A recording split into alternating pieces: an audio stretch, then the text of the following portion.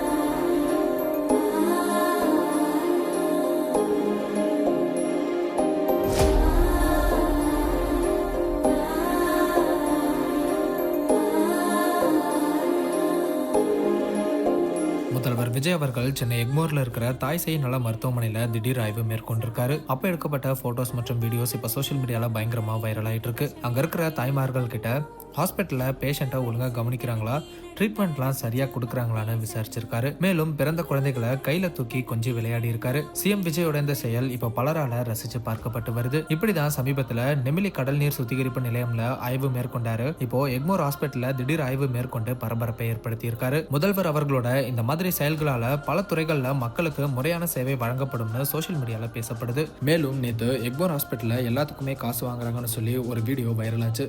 அதனாலதான் முதல்வர் விஜய் இந்த திடீர் ஆய்வு மேற்கொண்டிருக்காரு அப்படின்னு ஒரு வீடியோவும் இப்ப வைரல் ஆயிட்டு இருக்கு.